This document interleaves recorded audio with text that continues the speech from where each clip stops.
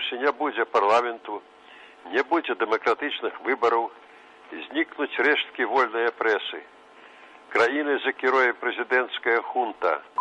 Тое, што адбылося ў апошнія дні, ёсць нешта іншае, чымся прэлюдыя фашыстоўскага перавароту, калі група асобаў учыняе крывавую лазню у сценах парламенту і захоплівае ўсю паўнату ўлады ў краіне.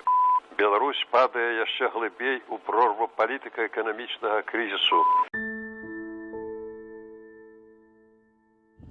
Трымціць непаслухмяная рука, баліць душа і замірае сэрца. І слова выбіваецца з радка, яшчэ не ўсведамляе сэнсу смерці. Не стала дуба ў полі, знак бяды. І навальніца ў роспачы ад ранку. Цяпер яна не ведае, куды накіраваць наступную маланку.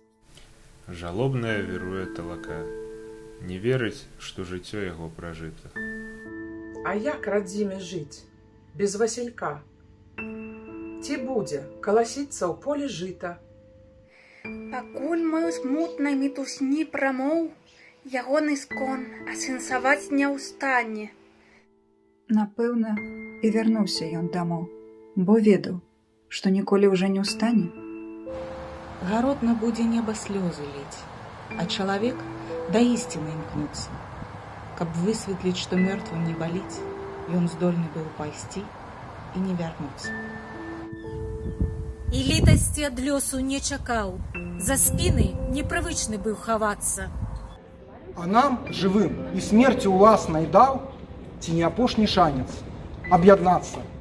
Сёння ён перамог рукамі гарэлаў у чорных масках. Але што цікава, нідзе той дыктатарска-фашыстоўскі рэжым не затрымаўся надоўга.